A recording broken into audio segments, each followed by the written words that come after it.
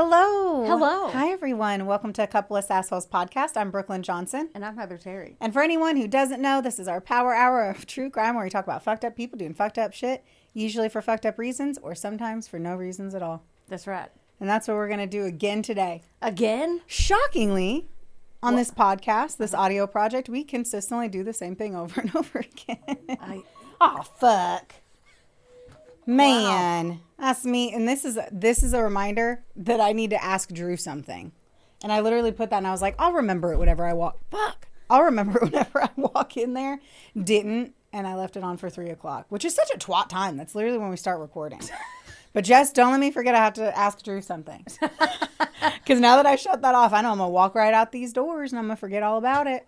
Well, let's not do that. Let's not do that. But things that we are doing. We are actually walking in a tell me what that word is. A fashion show. You're on it. Yeah, it's called Barkin Style. It's Yes. for Sparky Pet Rescue here in Owensboro. We're Right. doing that next weekend, which is really exciting. Yes, we are. It's going to be fun. It's like we get to walk the dogs, and then they have the adoptable pets at the show. Yeah. Yeah. So you get to basically like walk in really cute clothes from different boutiques in town. And then on top of that, you get to fucking hold a dog. Oh my gosh, I can't wait. Me either. That's kind of like the big thing going on right now, right? That's our next big win. It's our next big win. So next time you can come see us in public. Yeah, in public. Yeah, that's true. Yeah. Yeah. Anything else? There's You got nothing anything? else really. We're working on a couple big things we can't talk about yet, so that's just like a teaser. I'll give you blue balls. I know. I hate when people do that shit. Yeah, When influencers do it, they're like, I have something big. I just vague booked. It's like I need all my prayer warriors, and then people are like praying, and then I'm like, but I need to know what it is. Like you can't just say I need prayers. Like you got to give me something a little bit more. Yeah. Right? You know? No. No. I mean, people need help and they don't need to communicate why they need help. They just need to see a whole bunch of messages on their fucking feed making them feel like there's a reason or there's hope.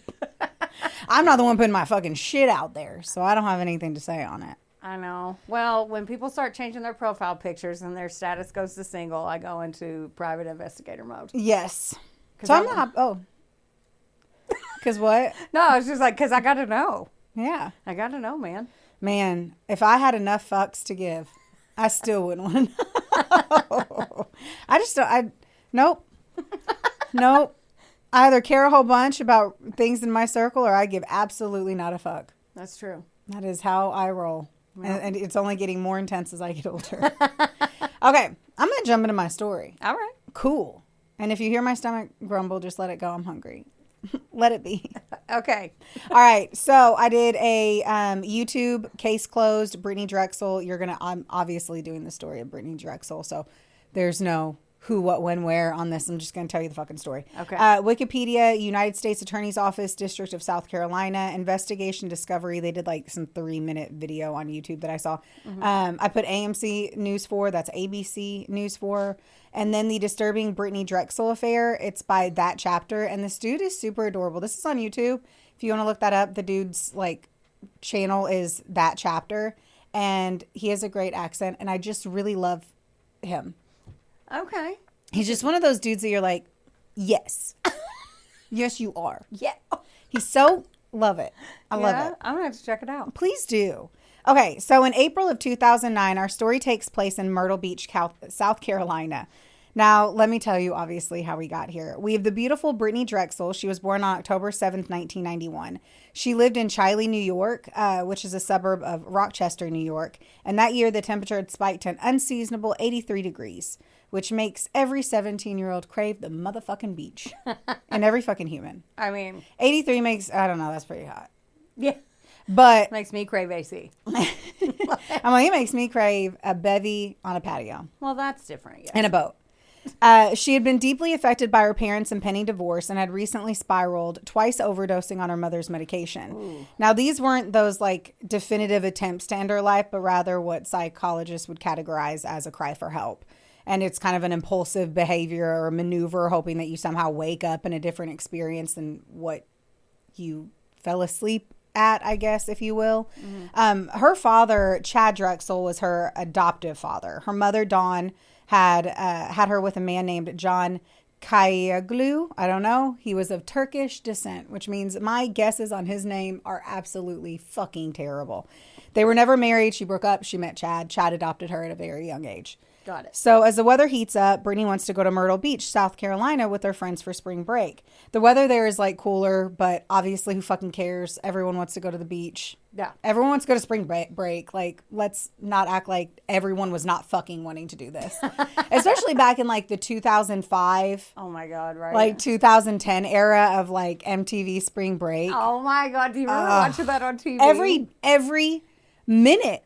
Yeah. Every It's minute, like every time. You're just watching people get drunk and dance around in bathing suits, and then like Cisco comes through and sings song. And yes. then you're like, with his fucking silver hair at the time. Man, what a fucking time, man. I'm not even on that page anymore. So her mother being a real mom here is like, hell the fuck no. There is not parental supervision, and I don't want my daughter doing all that shit. And Brittany's in her defiant era. It fucking is what it is. And so she used a friend's mother basically to be a proxy to deceive her mom. And she fucking fled to the tourist trap of Ocean Boulevard. oh, So she basically just had her friend act like it was her friend's mom and was like, yeah, we're going to be at my house. We'll be at the house and the parents will be home all week. And yeah, absolutely. She can come and stay with us. And she's like, okay. Can't blame her. I mean, right? What other evidence did we have back then? That's very true. That was still the MySpace era. And Facebook was getting its fucking stronghold on humans and everything else. Right. To me, I'm like, this is insane. Like, personally, I was like a good, bad kid. That's kind of how I've always explained myself growing up. Like, I was the cheerleader and all that shit, but I was like totally getting high and drunk behind bleachers. And I would have had zero gumption to go on vacation and lie to my parents about it. That's a big... Oof. Balls of motherfucking steel. I mean, that one's pretty big. So I was like, let's Google map this shit, because even though I love road trips and I travel all over the U.S., I still could not lay out a map, most likely. And Agreed. so, right? And so from where she lived in the vicinity, right, to Myrtle Beach was like 13 and a half hours straight through. Damn. Yeah. So that was a trip. Yes. To not tell your mom about. So... Back before the days of phone tracking. Right. Oh my God, right? Yeah. The original plan was to go with her boyfriend and some friends, but then he had work commitment, so I'm assuming he couldn't get off at Foot Locker in short notice. I know. It's like he had a work commitment. That's literally, I'm like, yeah, he couldn't get off Foot Locker. And so she ends up going with this group of friends. Now, Myrtle Beach at the time had more independent motels and older beachfront hotels. They had the neon signs, and some places were like super busy, and then others were dark and more quiet. This was still the time of the flip phones, and as I mentioned, the MySpace, the nostalgia of it. You would see a lot of different types of people here too, because obviously there were families that were starting early vacays. You had late spring breakers, and then locals and like seasonal workers were coming in. So a very transient area. When you're in a vacation space like that, it means that it's a lot harder to attract people in general. Right. And now hop in that time machine to 2009 and it makes it even harder. Right. In the geography of true crime, such settings are strategic characters. They are high stimulus environments where the neon glow of flip phones and the transient flux of spring break crowds kind of provides this perfect camouflage for predatory shadows. Right. This is how people just disappear right off the street. Right. The very features that drew Brittanee to the coast, which is the anonymity and her perceived freedom, 17 years old, secret vacation, going with friends. It was kind of everything that was going to facilitate what was going to come next. So Brittanee was visually defined by her sapphire eyes. Where's my phone? Let me show you a photo. You just... It's because I usually don't, I guess, care enough to be smart enough to show other photos. This is Brittanee. Let me take a gander. Now, she's cute. Yeah, she's gorgeous. And her eyes are very stunning. They look like ice. Like fake. Like they look so pretty, they're fake. Well, that's what's interesting about it. It was a striking byproduct of persistent hyperplastic primary vitraces. I said that wrong. Vitreous. Blind in her right eye from infancy, she wore specialized contact lenses to correct her eyes wandering, which is what happens with a lot of people with a lazy eye. A detail that provided her gaze with like this artificial brilliance. And it was one of the distinctive features that would later anchor in her search efforts. Sadly, it was a physical marker for a girl that eventually would disappear. On the night of April 25th, 2009, the narrative of her disappearance hinged on a mundane ticking clock errand. So shortly after 8 p.m. while staying at the Bar Harbor Hotel, Brittanee received a call from a friend asking her to return a borrowed pair of shorts. It was a simple task that required a 1.5-mile walk down South Ocean Boulevard to the Blue Water Resort. So, I mean, far. 1.5 miles is like, when we're just walking around our neighborhood, it's a 25-minute walk. It's different if you're in a neighborhood, though. Like a little, like maybe 1.25. So this is like a super public. It's the busy streets. That's what I'm saying. Yeah. That's like a trek, though, and it's going to feel way longer because you have to go through so much traffic and shit. Like if you're going down a boulevard like that. Like I just think about walking in Destin and stuff.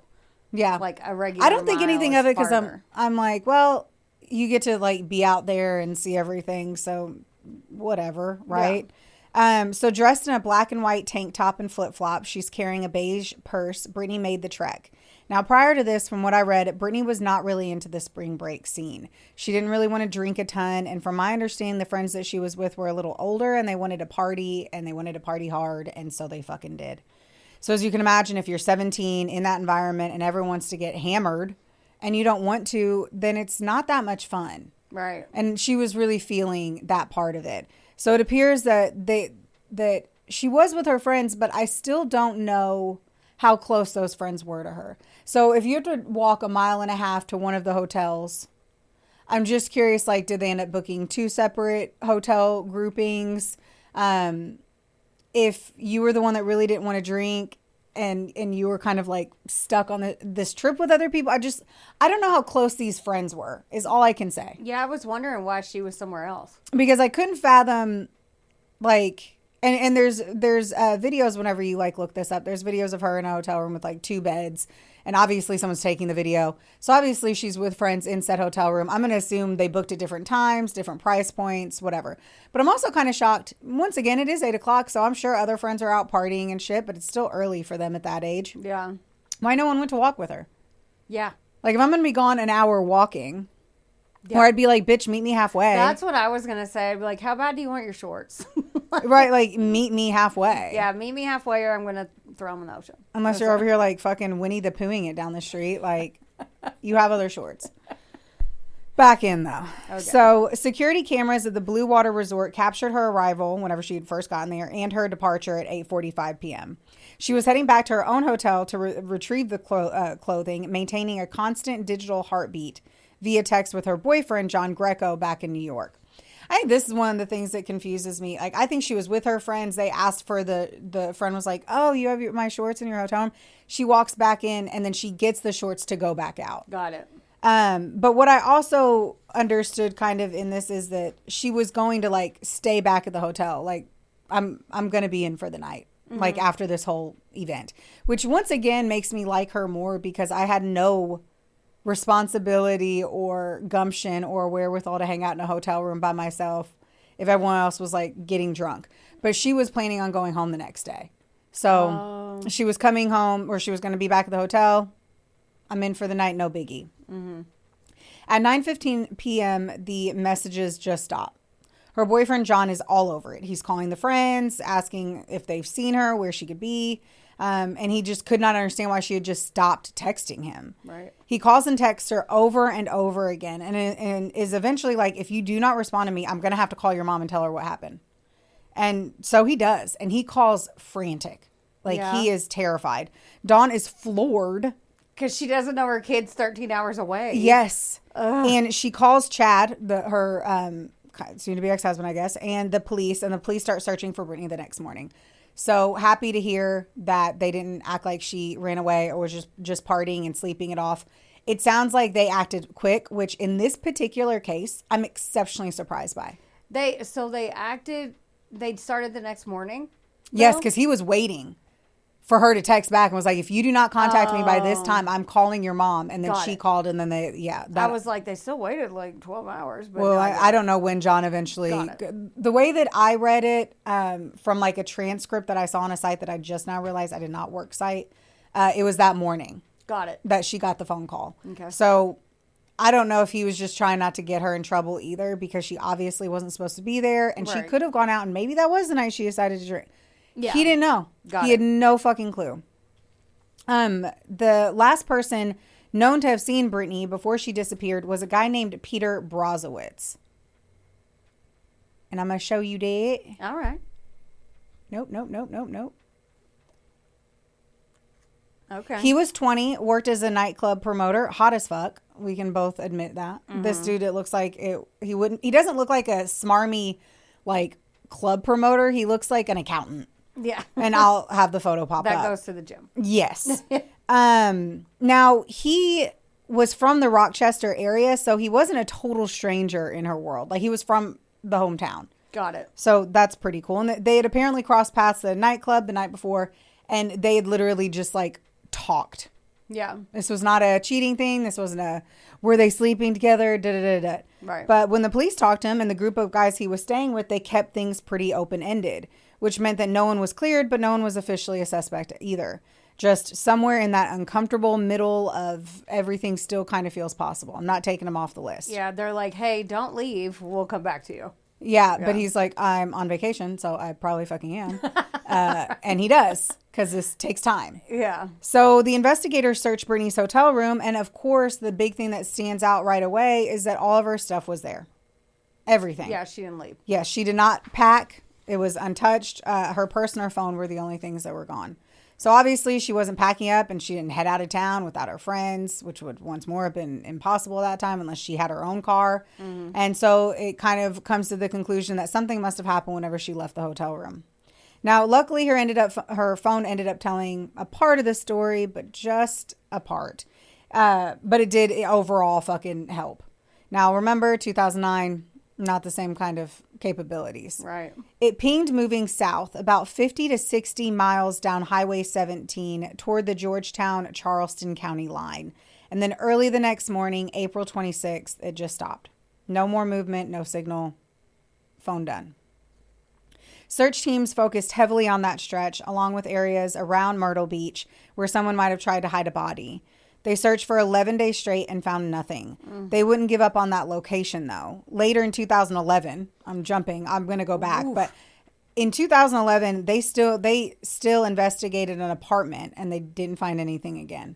Man. So at the same time, this case started to play out in a very public way. So Brittanee's mom, Dawn, is all over it. But Brozowitz, the nightclub promoter, they both appeared on Dr. Phil. Oh. Where tensions were extremely high between them, and it was just hard to ignore. He maintained his innocence, but was clearly frustrated, mostly about how this had affected his reputation. Right. This is another one of those moments where you just don't know who you can trust. Mm-hmm. You don't believe anything that anyone is saying. He's the last person who was seen knowing and talking to her. So he's just a guy that's like, I had nothing to do with this.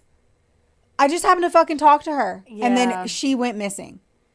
And at the time, once more, no one knew that he had nothing to do with it. He maintained his innocence. But you're not innocent in the court of public opinion. True. You never will be. And especially on Dr. Phil, because those are, like, that's one reason why I can't fucking stand him. But, like, they do that for shock factor and value and ratings. Like, they're going to get you in a position to trip you up on your words, do all the things. So, like, I get him wanting to clear his name, and I don't even know if I can trust him yet or not.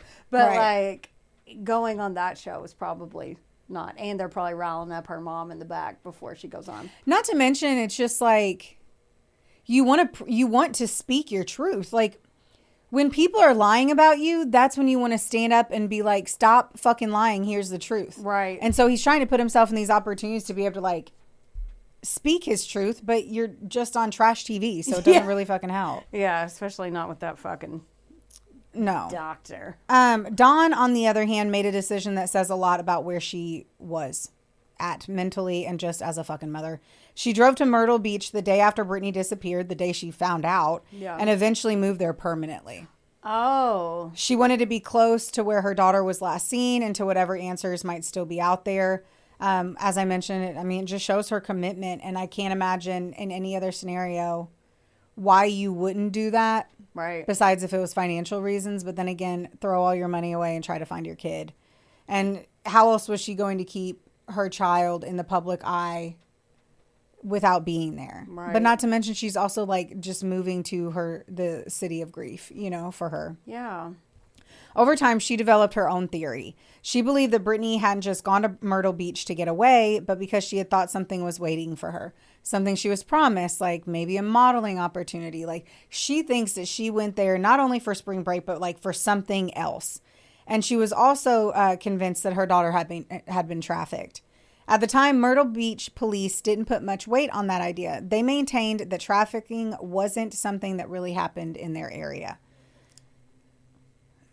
And I don't know, but years later, the narrative did not hold up that way. A 2019 report from the South Carolina Human Trafficking Task Force ranked Horry County, where Myrtle Beach is located, as the #1 county in the state for reported trafficking victims. Ugh. Ouch. Yeah. I was like, bullshit. It's a spring break area. Like, no. I disagree with the cops. Do you think any place where there's drunk teenagers is a high rate of human trafficking? Drunk is that what you're anything, saying? anywhere. Yeah, I personally do. Like, even in Louisville, they, like, warn you about that. I mean, like Nashville. Any big place, if you steer clear, stay with the buddy system. Yeah, stay with more than one. If you're a female, Yeah. 2 doesn't mean anything. 2 doesn't, unless it's us. No, not even then. No, I know, right? Oh my God. At the end of the day, stay with a group and don't fucking leave them. Yeah. In June of 2016, 7 years after Brittanee disappeared, the FBI stepped forward with something that they just hadn't said out loud before. And that was that they believed that Brittanee was dead. Not missing, not out there somewhere, not waiting to be found. And obviously at this point, like, that's the expectation, right? At that point, any time after a week, 1 week, 7 days, there's still a chance that maybe they were alive, but I just don't know. And I'll never know, I hope, what it's like for this situation to arise. But you hold on to hope as long as you can. But then at some point the time passes and you just hope and pray that they are found dead, because you wouldn't want them to have been in that situation under that kind of horrible chaos for that much time. Right. That poor mom. They felt that she was killed shortly after she vanished, and they believe that she, obviously, like I said, that she was not living with captors. According to investigators, she had been taken from Myrtle Beach and driven south toward Georgetown, which I already told you, right to the same general area where her phone had last pinged before going silent. And that's where they believe her life had ended. The FBI even put a $25,000 reward, hoping that anyone would finally say something that fucking mattered. Yeah. And then a couple months later, something did come out, but it didn't make things clear. It made things honestly darker and basically the worst case scenario nightmare you could imagine. Oh, no. Try to stick with me here, because this one's kind of like, what? Like, what? Who did what? Okay. All right. So during a bond hearing for an inmate named Timothy Taylor, an FBI agent testified about a statement they'd received from another prisoner, Tyquan Brown. He was already serving time for manslaughter, and what he told investigators required them to dig a little bit deeper. Now, Brown claimed that back in 2009, not long after Brittanee disappeared, he went to a house in McClellanville. When I was watching a news episode on this, they fucked up that. I mean, I get it. It's a hard one. Sounds like it has like 9 L's in it. It does, 17. What he described as a stash house to deliver money to Taylor's father, so Timothy Taylor's dad. And as he walked through that house, he said he saw her. He told investigators that Brittanee was inside being sexually assaulted by about 8 to 12 men. Oh, God. He didn't intervene. He kept walking. Out back, he found Taylor's father, handed him what he came there to do, and while they were talking, Brittanee ran from the house. For a moment, just a moment, she had made it out, didn't get far, and Brown said she was quickly caught and that Timothy Deshaun Taylor hit her with a gun hard enough to stop her and dragged her back inside. And then he heard 2 gunshots. God. That's all he said he heard. He told investigators he later saw a body wrapped being taken from the house, and according to him, it was dumped into one of the alligator-filled ponds in the area. Jesus. Now, statements like that don't just get taken at face value. Investigators are looking for anything that'll back it up. And according to the FBI, parts of Brown's story were supported, at least pieces, by another informant, someone else who had been in custody in the Georgetown County Jail. Once more, what have we learned? Prisoners are usually not the best at giving you information. The second source told a slightly different version of events, but one that overlapped in the ways that kind of mattered. He claimed that Taylor had picked up Brittanee in Myrtle Beach, brought her to McClellanville, and showed her off to people trying to sell her. The trafficking moment comes back up. When the case started getting attention, when her face was on billboards and Dawn was everywhere trying to raise awareness that her daughter was missing, and so was Chad, by the way, he was there. That's when things started to shift. And according to his account, that's whenever she became more of a hindrance and that a liability, and Right. that's when the decision was made to kill her. Now, the same fellow would say that he saw her on multiple occasions at a stash house or at the stash house, and then also walking on a dirt road near the property, which was 80 miles south of McClellanville. Now, I'm not sure if this added to his story or if it made it less probable that he saw her multiple times. There was one other time that he had mentioned seeing her, and it was like in that stash house again, not in the specific way that we'd originally told you.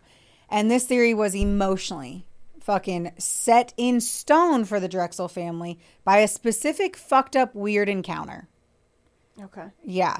So shortly after the disappearance, Chad Drexel had been handing out flyers on a rural dirt road when he stopped a two-tone car. He recalled the passengers laughing at his plea as he stated that this was his daughter and that she was missing and was asking you if you had seen him. He was handing out the flyers. They laughed? They laughed at him, took the flyer, crumpled it on the floor, and just drove off. Dicks. I know. And I don't know here because they say that the driver was Timothy Deshaun Taylor. And he's kind of an obvious figure because he was missing an arm. Oh. Let me show you Deshaun. Or not Deshaun. Timothy Deshaun. Now, I got to be honest with you because I know that I'm going to just break the seal here. He didn't do it. He's giving me R&B singer vibes. Yeah. I was like, I don't know what to say. He's a good looking fella. He looks like he's an actor. Yeah, he does. He really does. And I just I'm saying it now because I was like, if I'm going to show a photo and I'm saying that the guy's attractive and I'm telling you all this horrible stuff, I need to tell you he didn't do it. Okay. And I'm going to get into the how he didn't do it. Now, I watched an interview of him. Okay. And though we're going to get into more things about Taylor, I'll use his last name, that is going to highlight him as not a great person. He was like so quiet and like respectful and no ma'am, yes ma'am, that you're kind of like, what? Huh. The situation, it gets even more confusing to me on this one. Honestly, this one fucking just confuses me for the Taylor family as well. Okay. And anyway, so the obvious trait of this man missing an arm is kind of big. Yeah. I don't think Chad made this up by any means. And maybe he did do it because he was showing off and being a dick. Yeah. I was like, he doesn't sound very polite to me. Like, right. Maybe it was an act. But he was on TV and being accused of murder. This is him with his thug ass friends in the car and a random stranger on a road. Yeah, just be like, no, I don't. He was also like 16 at the time. Either way. So I agree. It's a complete cut move, but I'm also like, dick. he's fucking 16 and 16s are bullies and assholes and fuckwads. So I'm not holding too much to that. I think it's absolutely terrible, but I'm still like, I'm not ranking the dude on that moment, especially when we don't know that it was him, though obviously it was probably him. Wonderboy Media is not only the proud producer of this glorious magic imploring your ear holes right now, but they're also a big deal. Get in touch with them today to make all of your dreams a freaking reality. From using their bangin' ass podcast studio, where we are right now, to creating amazing videos and editing our content like the mystical mavericks they are. Your podcast can go further when you have a Wonder Boy. Hit up Drew today at WBOYmedia.com. Or text him day or night at 270. Just kidding. Does your face look like a mugshot lately? then it is officially time for you to visit Hetef Aesthetics in Owensboro, Kentucky or Nashville, Tennessee. That's right. Go see our girl Amber Teasley and her team because they'll have your face and your skin look like a damn filter. And their staff is absolutely amazing. It's like a mini Botox party, which personally is my favorite. You leave looking fresher and you don't have a hangover. Another good thing is that if you go in there and you tell them that a couple of sassholes sent you, you get 15% off of everything. That's unbelievable. So if you have been considering getting that glow up and making that ex jealous, it's time.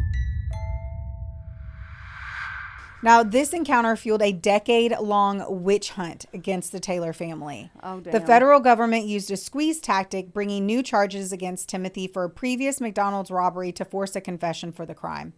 He played the getaway driver where a cashier was shot twice. Oh, shit. In a robbery. So they were like, we're going to come back at him for that crime in a different way. And they're like, admit to killing Brittanee. Though Taylor was no stand-up guy, he had never met the man in jail that was providing these claims. Oh. So in the interview that I saw with him in the news, he was like, I've never met Brittanee. He continued to say that it wasn't him, that he didn't do it, that he did not know Brown at all. Yeah, he's like, I don't know who this guy is. Why is he saying this? Yes. Yeah. He passed a lie detector test stating that he didn't know her and wasn't involved in her going missing. Which, once more, those can't be proven. But I'm telling you right now. But it's I know hard for to a fact. pass them, though. Like, yes. Either way, it's like they call it, quote unquote, junk science, but it's still hard to fucking pass one if you're a liar. Right. Because your heart rate is going to jump in a stressful situation like that. Well, mine's jumping right now. Oh my God. If you ask me, if I had to straight up lie to your face and it was about a bag of Skittles, my heart rate would change. It's like, why would you lie to me about Skittles? I don't fucking know. I'm just You don't saying, want me like, to have them? I mean, no, because they're one of the top 5 I worst knew it. foods Here for she you goes. to eat. Here she goes. But anyway, the result of all of this shit happening was the systemic destruction of the Taylors' lives.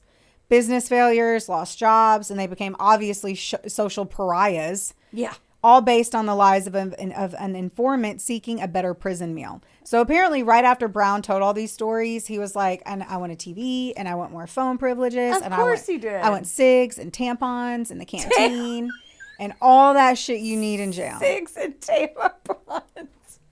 Why does he need I don't know. Because he's a bitch. No, I'm kidding.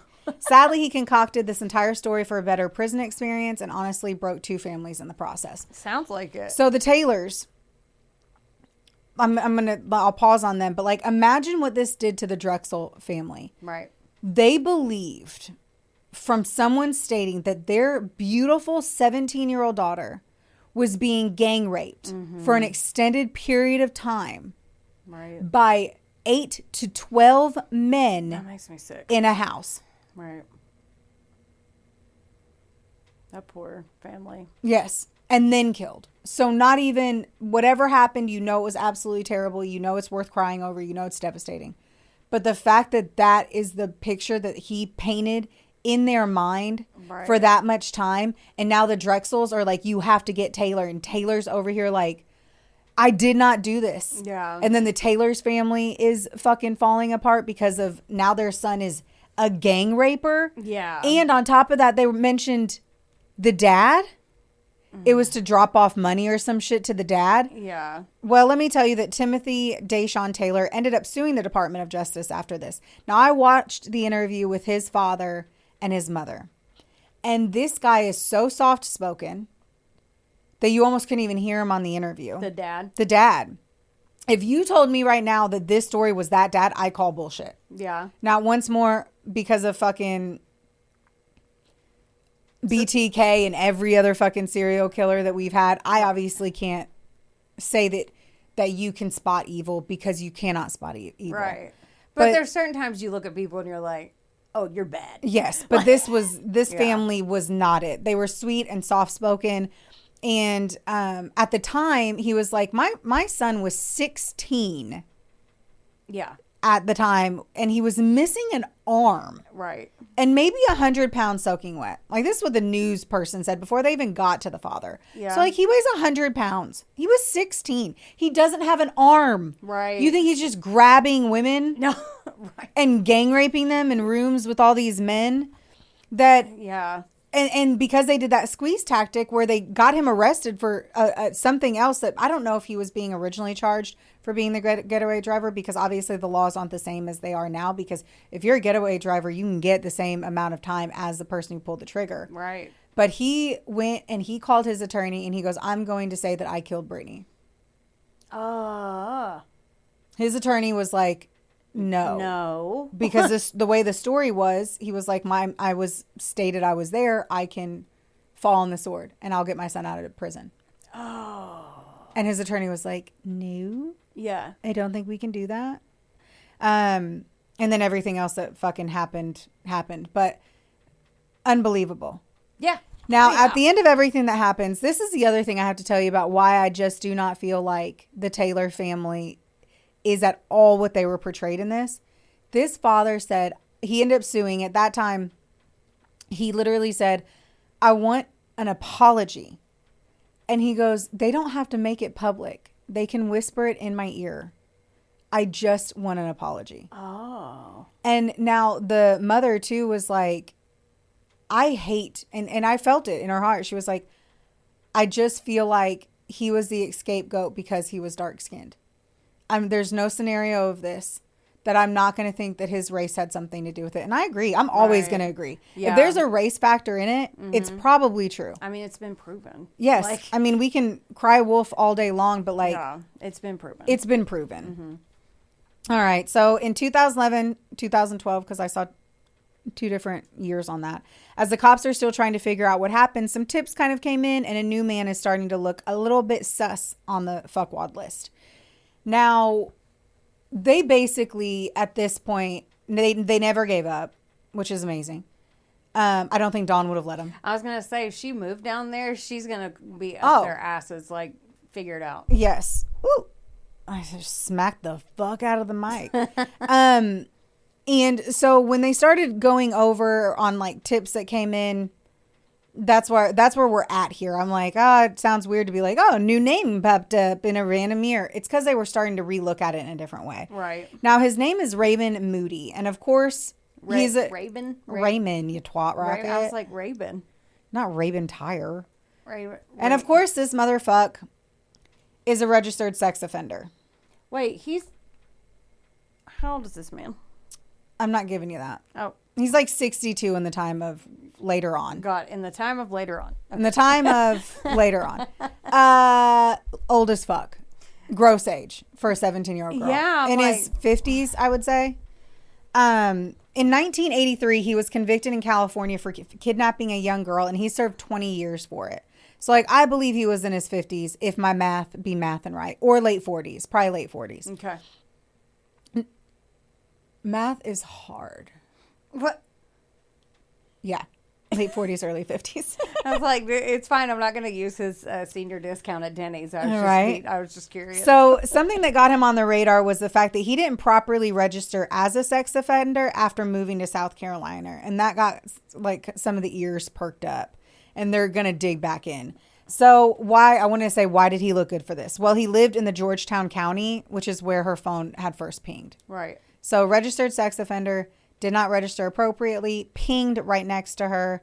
And this was enough for them to be like, let's fucking look into it. Right. He did it once. Let's see if we do it again. Yes. Now, I read in one thing that like a cousin or a family member had called. This is always the weird part, is to try to find out what's real, what's not, when you're being an armchair sleuth that works full time and is doing other stuff. So one of the things is like somebody said like a family member or somebody called in and was like, you should look at him. But apparently other people did call and they were like, well, you should probably look at Raymond Moody. You know, he'd be liking him young. Ugh. It was only through the eventual evolution of mobile tracking data and traffic camera analysis that the investigators were able to retrospectively narrow the window of opportunity to a specific vehicle on Ocean Boulevard that day, that night. Oh. They freeze framed until they could see the only vehicle that had the opportunity in that vicinity at that time, and it looked like it was his. Like Raymond. So I'm going to pause on this real quick and be like, I'm so grateful that they had pulled all of the footage in 2009 to then be able to look back at it when we weren't, I don't know how much back then that was like an obviously they would have grabbed some yada yadas, and that was probably the hotel video footage. Right. But that's assuming that she was right in front of the hotel. Yeah. So I'm just like, I'm so shocked. And I saw the video footage.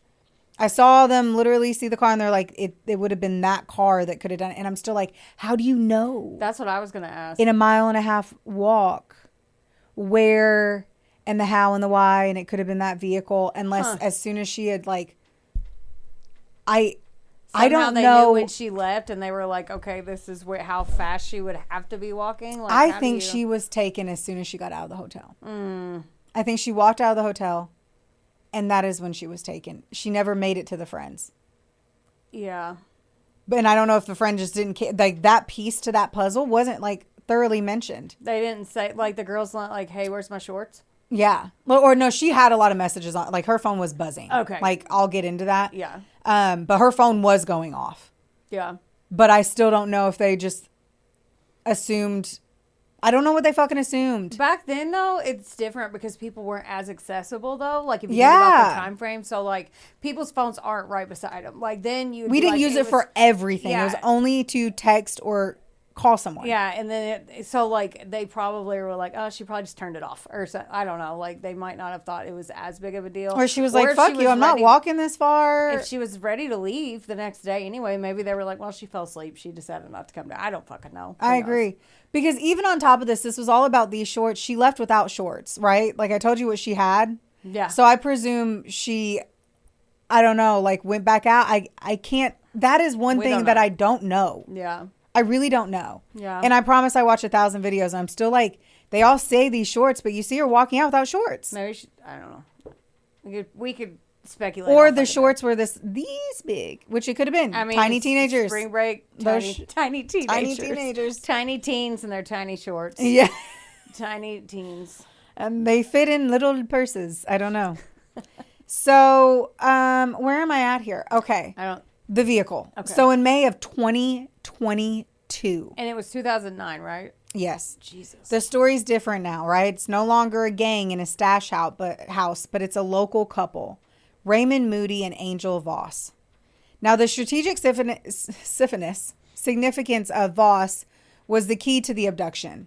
His girlfriend being present likely provided a sense of ease with the couple, and her presence in the passenger seat was basically a complicit lure that would ultimately lower the defenses of a 17-year-old girl. Right. Or any, I mean. I see this without a fucking doubt. Yeah. We have seen this in a million cases. Right. In a million cases.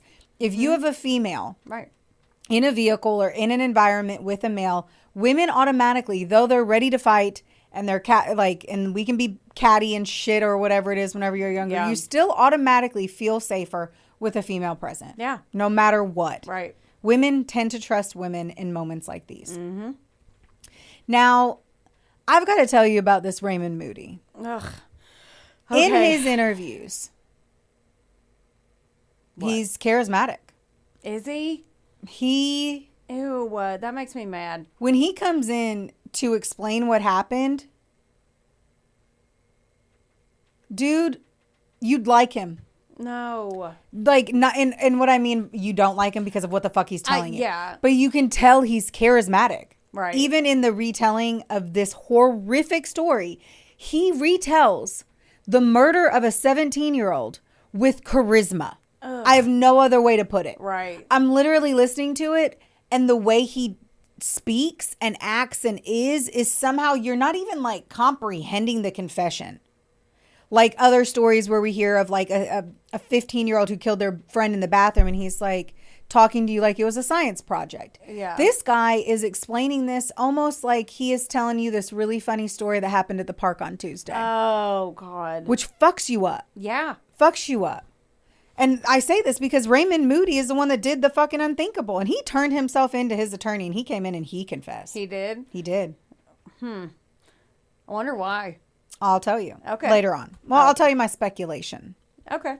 On May 4th, 2022, he was arrested initially for obstruction of justice, but then he spills all the beans, though a lot of the beans are fucking bullshit beans. It's a pile of bullshit beans. Bullshit beans. Bullshit beans. I want to say here, so the guy in that photo, that was a different arrest photo, he had lost an eye to illness and was walking into the courtroom at a different time with a cane. And so this could have been a portion of a deathbed confession, or he didn't have insurance and was like, if I go to prison, the taxpayers will pay for it. No one said that, but that is where my mind went. Everyone thinks that because his health was deteriorating so aggressively that he did it because he was dying. And he specifically didn't want to get Angel Voss in it. So he turned himself in. Yes. Because of that. Well, in everything he says, because Voss was with him and he has to state that she was with him, he keeps saying she wasn't there. She wasn't there at the time of the murder. But she obviously was the catalyst to get her in the car. But I'm going to tell you his other story. But in my mind, I'm literally like, this dude's a cuntwad. Why wouldn't he just go to jail to get medical attention? I mean, if you wait that long, it sounds like it. Yeah. I mean, yeah. Okay, let me tell you the bullshit. He claimed that they saw Brittanee walking alone on Myrtle Beach, on Myrtle Beach, and they were driving along. And she goes, that smells good, because they were smoking the devil's lettuce.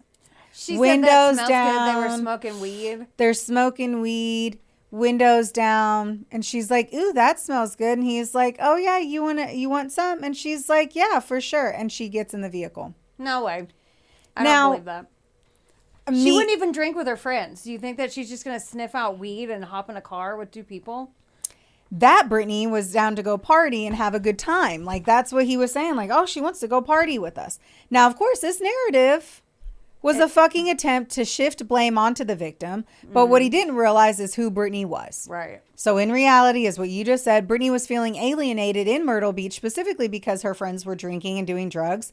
And it's highly improbable that she would just willingly enter a stranger's vehicle for Mary Jane. Right. They're just blowing out the window, and she's like, that smells good. That skunky smells See, that's some shit how you could have got me in the car at 17.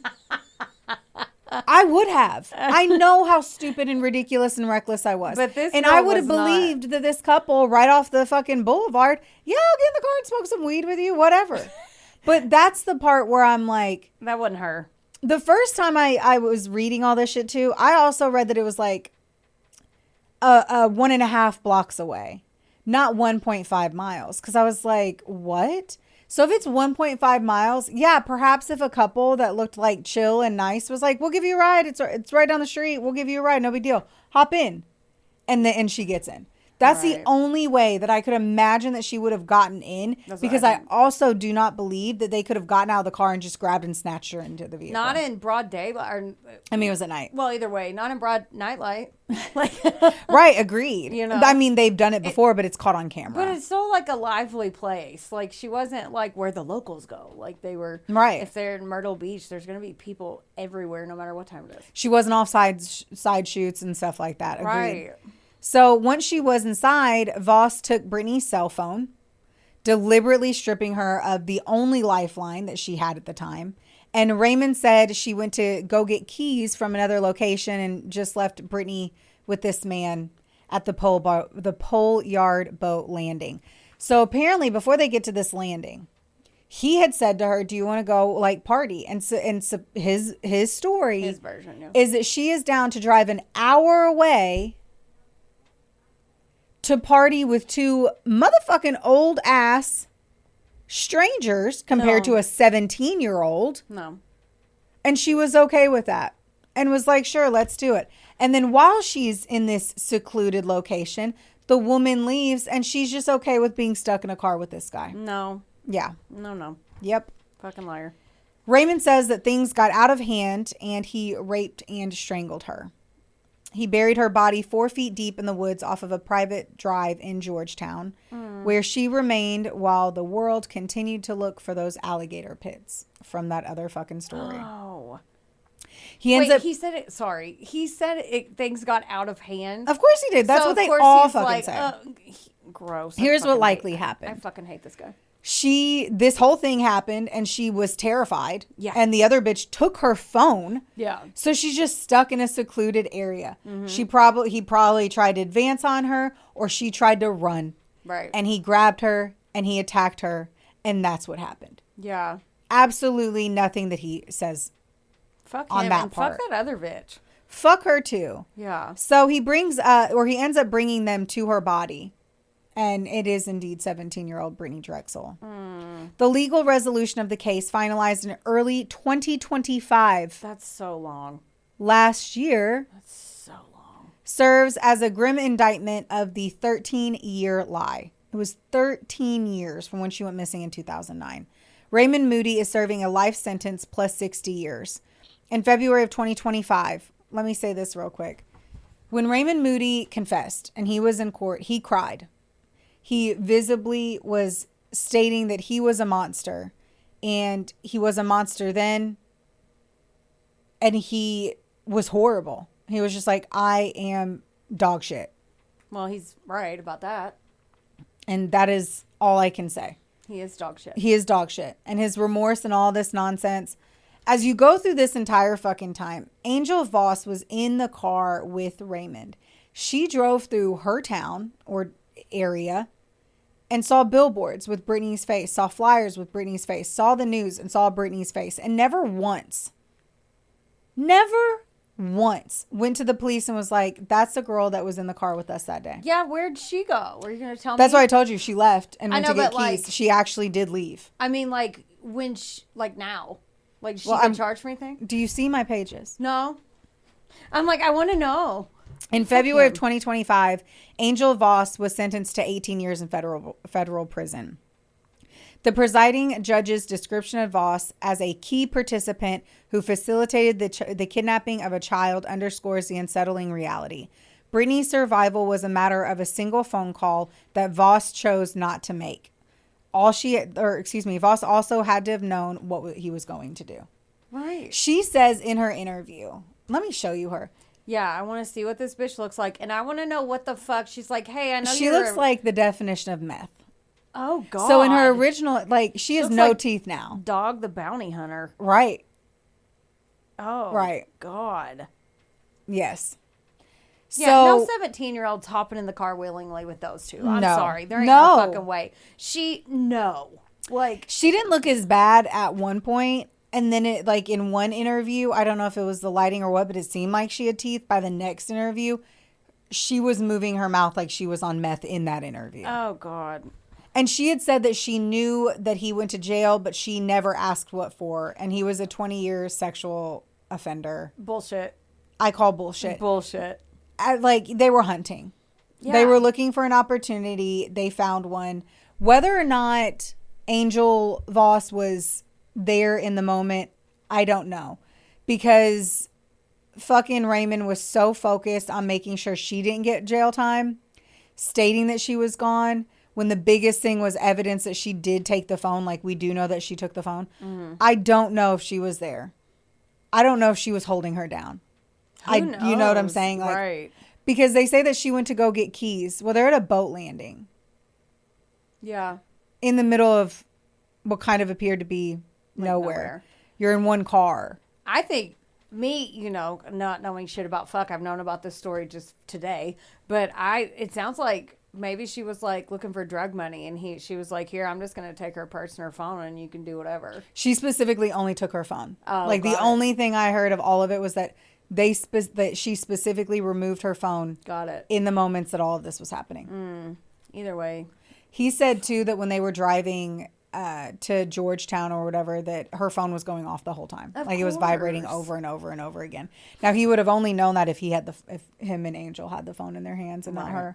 So she was just stuck in this car with these strangers who took her phone away as quickly as possible and then took her to a remote location and murdered her. This is awful. Her poor parents too, and her boyfriend and everybody and her.